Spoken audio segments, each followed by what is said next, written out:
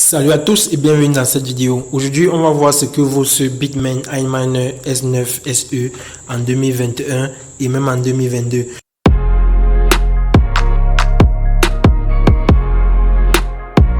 Comme vous le savez, le minage de la crypto-monnaie est en train de prendre de plus en plus d'ampleur. Et comme il n'y a pas de nouvelles machines sur le marché, les gens sont obligés de se tourner vers des machines qui sont un peu anciennes, notamment la série des S9 qui avait été sortie depuis 2017. Et cette version de SE a été sortie en 2019 et notamment au mois de juillet 2019. Et aujourd'hui, on va voir est-ce qu'il est encore d'actualité, qu'est-ce qu'il vaut, est-ce que ça vaut encore la peine de l'acheter. Parce que ce sont des machines notamment très bien construites par Bitmain. Cette machine avait été construite par Bitmain et a une particularité de miner jusqu'à 16 TH par seconde. C'est vrai que quand la connexion est bonne, également la lumière, la qualité de votre courant, sa vitesse de hachage peut aller jusqu'à 20 TH par seconde même de temps en temps. Vous pouvez lire aisément ici S9 SE qui veut dire seconde édition et avec une vitesse de 16 TH. Ce sont des machines dont on ne trouve plus forcément aujourd'hui en neuf et vous pouvez trouver juste sur Alibaba, sur AliExpress, sur Amazon, parfois sur eBay également. Je mettrai les liens dans la description pour ceux que ça peut intéresser. Donc ce sont des machines que vous pouvez trouver aujourd'hui autour de $800. Si vous l'achetez à $800 et qui vous donne une rentabilité de 5,5 $ par jour, suivant le cours du Bitcoin à 45 000 $, c'est pas une très mauvaise chose en soi parce que si vous achetez une machine comme ça et qu'elle vous rapporte 5,5 $ par jour et vous payez l'électricité à 3 $, il va vous rester 2 $. Maintenant, à vous de prier, à vous de frotter simplement les mains pour que le prix du Bitcoin monte et afin que sa rentabilité évolue. Comme vous pouvez voir sur son nom, la SE, c'est la seconde édition parce qu'il y a eu des premières éditions du S9 qui étaient dans les 13,5 TH. Ensuite, on a même eu les 14, on a eu les 14 et demi et tout. J'ai quelques pièces là que je vais vous présenter.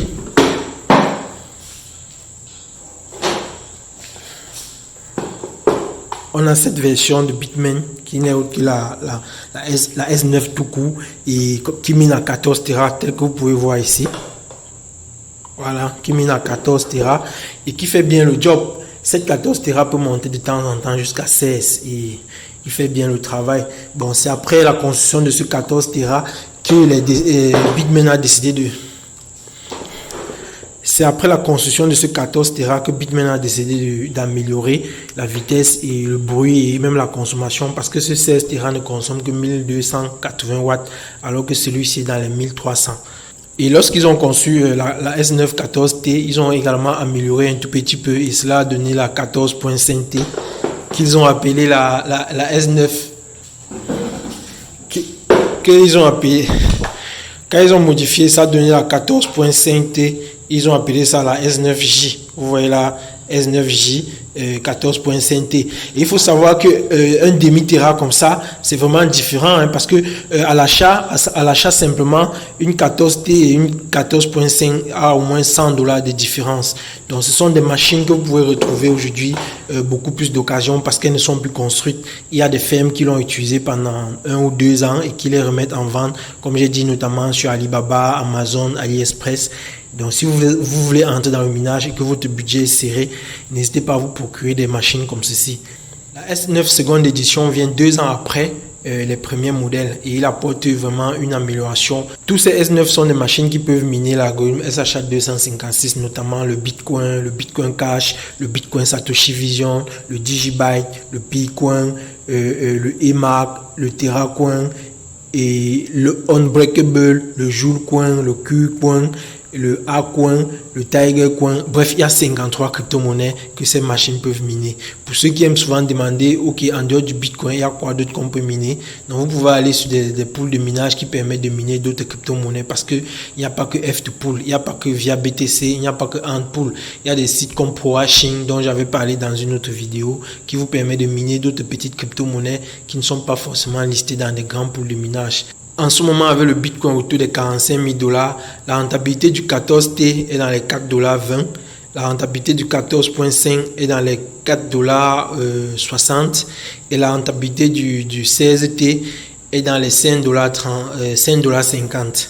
Et aujourd'hui, vous devez savoir qu'il y a plusieurs firmware customisés qui existent sur le marché, qui existent sur Internet. Vous pouvez télécharger et flasher cela dans votre machine. Cela va booster la performance tout en réduisant le bruit et en réduisant également la consommation électrique. Pour les toutes nouvelles personnes qui viennent d'entrer dans le monde du minage, on va se retrouver tout à l'heure sur mon PC pour que je vous montre comment configurer une machine comme celle-ci tout en détail. Mais avant d'aller sur le PC, je tiens à rappeler, j'ai une formation sur le minage qui vous montre comment débuter le minage, le matériel, les rentabilités, les bons pools de minage déjà étudiés pour vous, les marques même de machines, parce que vous devez savoir, il n'y a pas que Bitmain, il y a des marques comme Wattminer, il y a InnoSilicon, il y a les EBIT, il y a Bitmain. Vous devez savoir quelle est la différence entre toutes ces marques-là.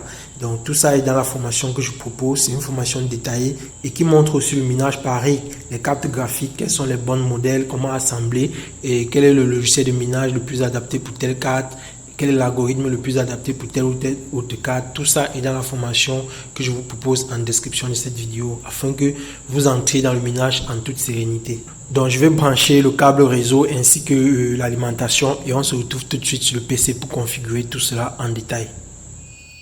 Donc lorsque vous avez branché votre machine à la prise, vous avez branché votre câble réseau, vous allez utiliser votre téléphone portable et aller sur soit l'App Store, soit le Play Store et vous allez télécharger Network IP Scanner. C'est une bonne application qui permet de scanner la liste des appareils connectés à un routeur et directement vous allez voir l'adresse que le routeur a attribuée à votre modem. Donc pour le mien c'est 192.168.100.16.